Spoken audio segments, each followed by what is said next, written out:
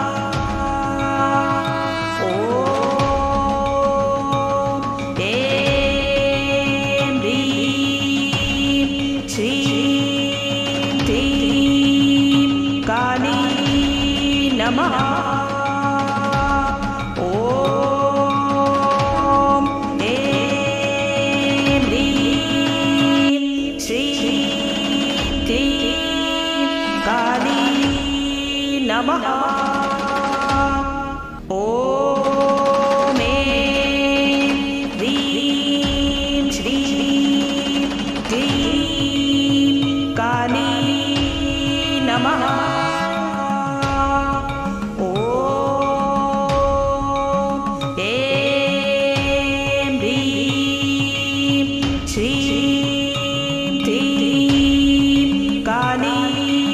नमः। ॐ ऐं ह्रीं श्रीं क्लीं काली नमः। ॐ ऐं ह्रीं श्रीं क्लीं काली नमः।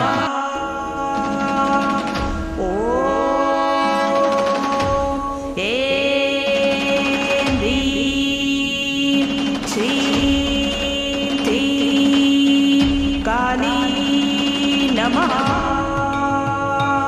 ॐ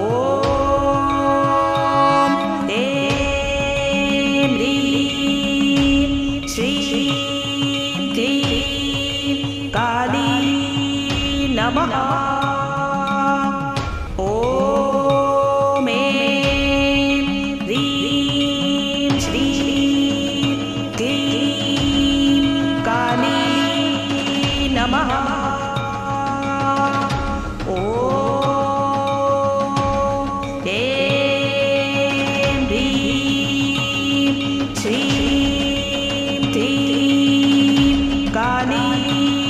नमः।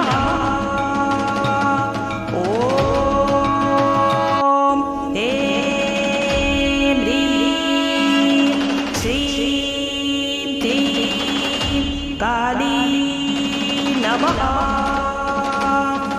ॐ ऐं ह्रीं श्रीं क्लीं काली नमः।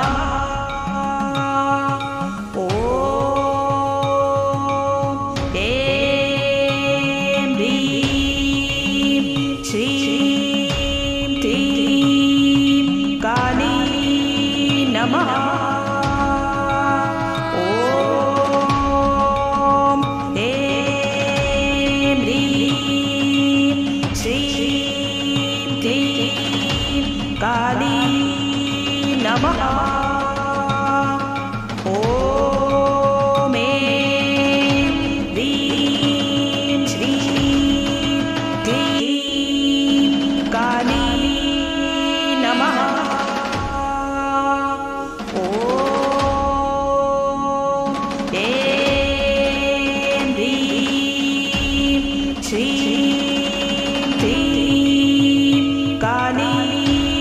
नमः। ॐ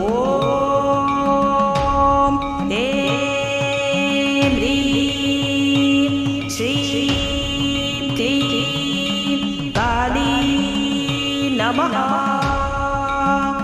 ॐ ऐं ह्रीं श्रीं क्लीं काली नमः।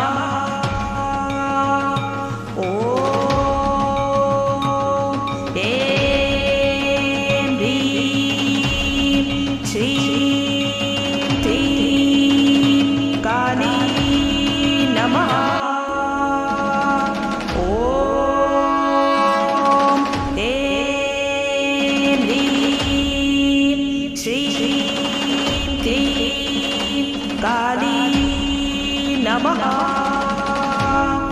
ॐ ऐं ह्रीं श्रीं क्लीं काली नमः। ॐ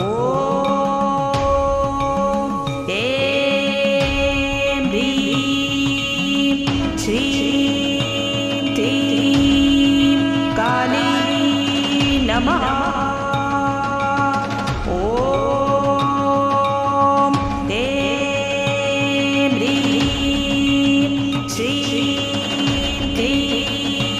काली नमः। ॐ ह्रीं श्रीं क्लीं काली नमः।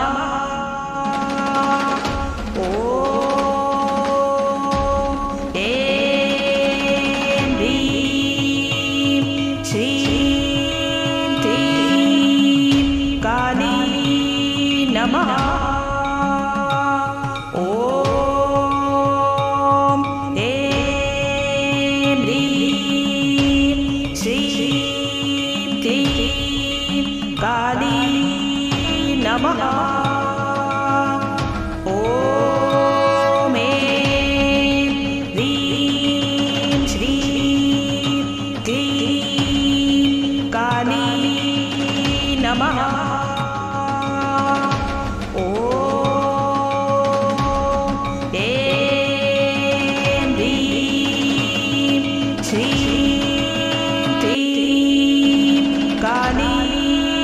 नमः।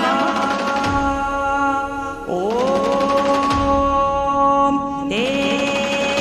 ह्रीं श्रीं क्लीं काली नमः। ॐ ह्रीं श्रीं क्लीं काली नमः।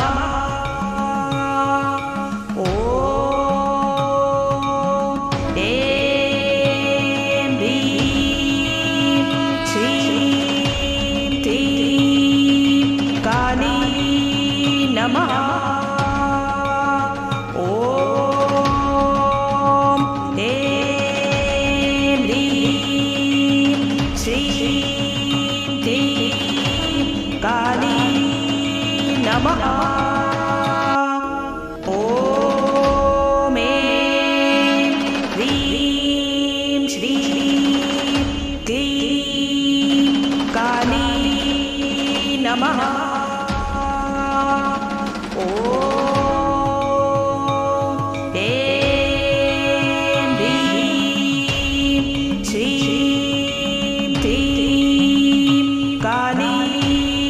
नमः। ॐ ह्रीं श्रीं क्लीं काली नमः। ॐ ह्रीं श्रीं क्लीं काली नमः।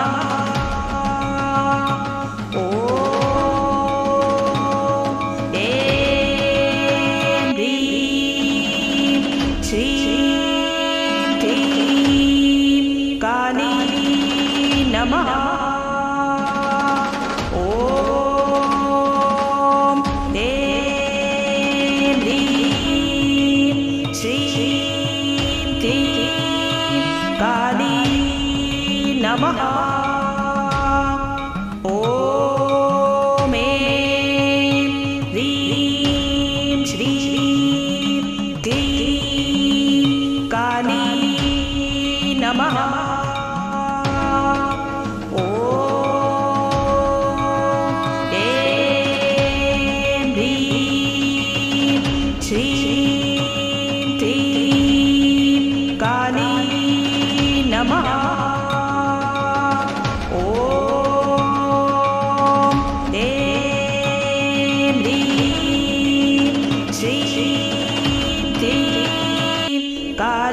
काली नमः। ॐ ह्रीं श्रीं क्लीं काली नमः। ॐ ह्रीं श्रीं क्लीं काली नमः। ॐ